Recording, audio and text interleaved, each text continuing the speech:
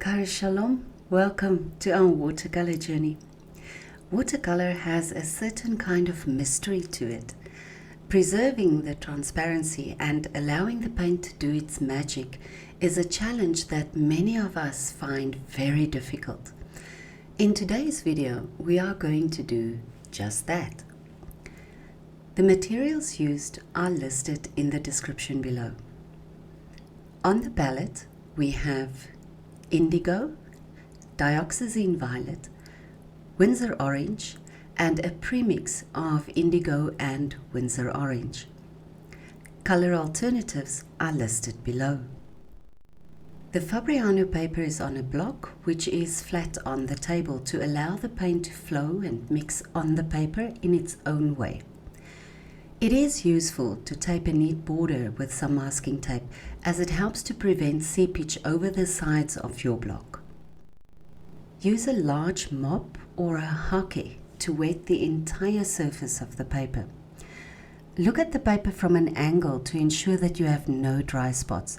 If there are dry areas, it would cause hard lines to form, and for this background, you want it all soft and misty. Use a medium-sized brush and lightly dab some orange just off the center on the page. Don't rub the paint in, simply dab it and let it do its own thing. Rinse the brush and then add some blue and then dioxazine violet. Keep it very light. The paint will mix on its own.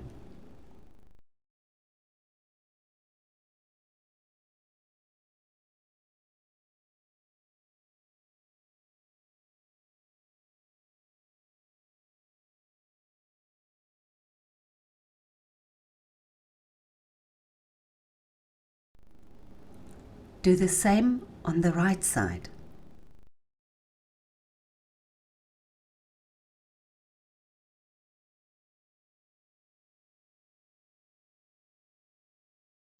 To lay the first wash of the foreground, you can make loose brush strokes, leaving some of the white of the paper.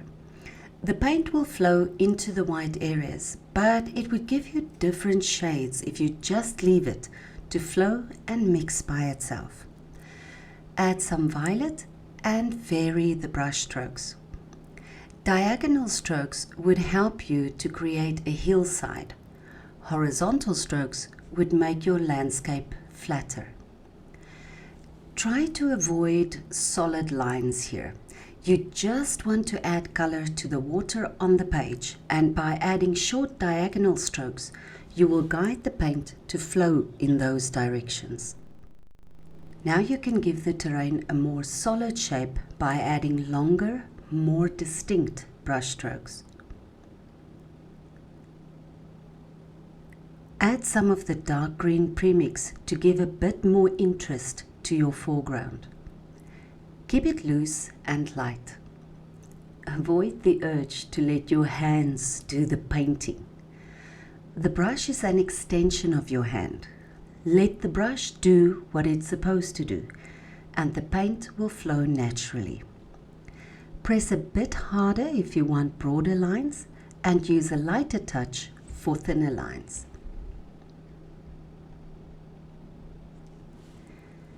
Let the paint settle a bit. Don't let it dry, just settle. You are going to add some salt here. If the paper is too wet, the salt will simply dissolve and leave hard patches that will ruin your painting. The paper should still be damp, but not shiny wet. Now you can add some salt. Ordinary table salt will be fine. Sprinkle the salt where you want to create special effects. The salt will push the pigment away to create soft white patches on the paper. Allow the painting to dry thoroughly and then brush off all the salt residue. Now you can use a rigger or a brush with a fine tip and some of the dark paint to paint the trees. Paint them in different sizes and thickness to create variation. don't make them precise or distinct. You really don't need a lot of detail. The trees are supposed to be in the distance, so you won't see much detail.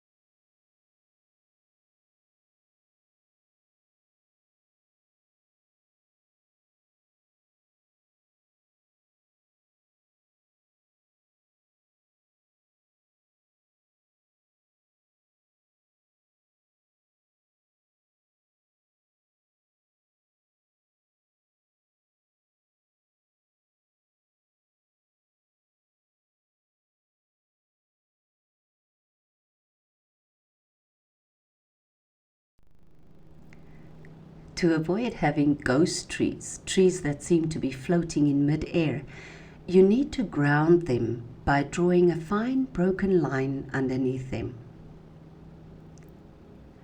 They should dry fairly fast, as you wouldn't use a lot of paint here.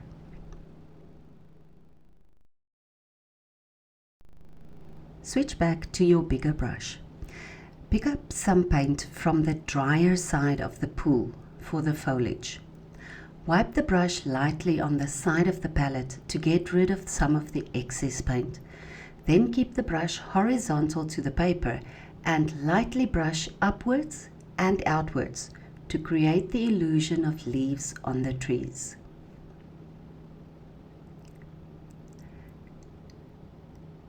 Add a bit some more pigment to the outer sides for the shadows.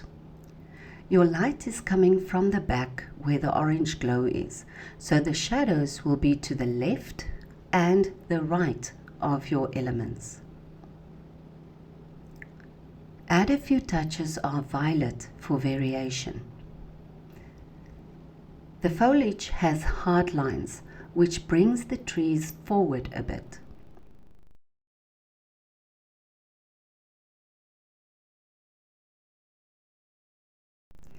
If you look very closely, you will see that the brush has the shape of a foot here. This means that it is fairly dry. The shape is now ideal to do some dry brushing. There will be more paint in the tip of the brush, so you can make some fine lines.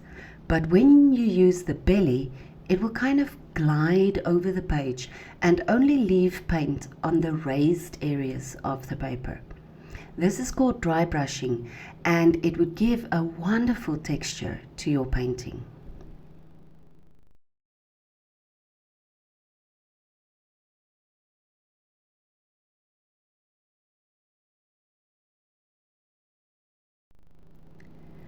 Heinrich dipped the brush in water and then picked up some violet.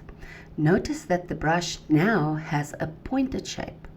It has a full belly, and when you make the strokes now, you get more solid lines. The moment that the belly is empty, it starts giving dry stipples again.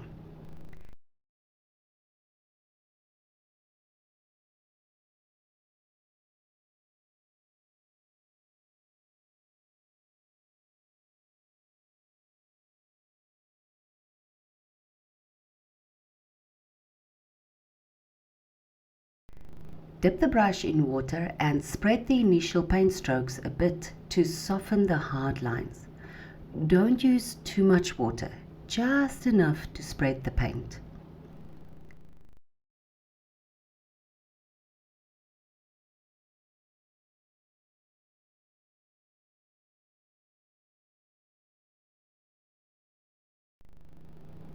Allow the paint to dry.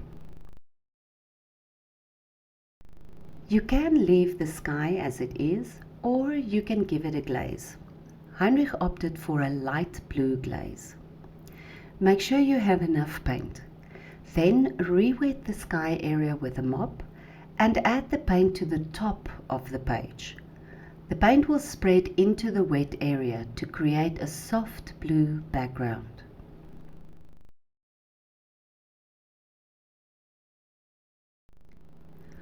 While the top is drying, you can use some orange to add little flowers to the foreground.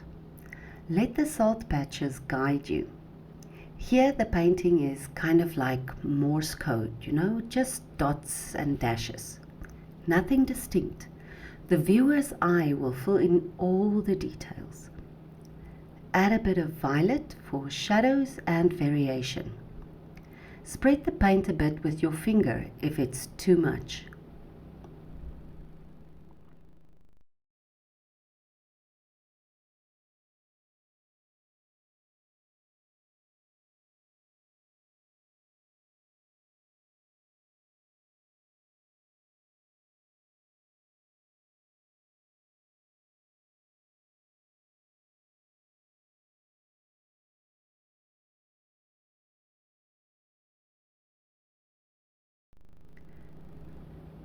Now you can switch to the Rigger or fine pointed brush again to create some stems and grasses. Use the colors on the palette here for variation and interest.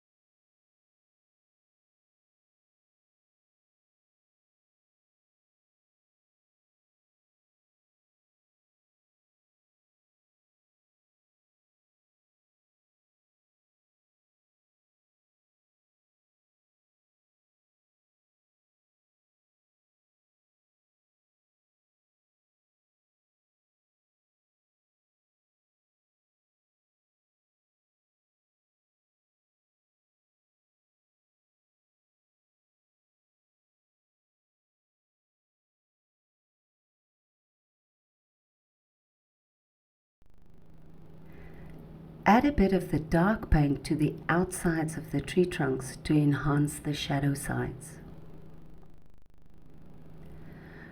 One of the most amazing qualities of watercolor is its transparency. If you work lightly and don't fiddle too much, you can preserve that quality and add a touch of magic to your painting. Thank you so much for joining us today. We hope to see you soon. Vaya con Dios.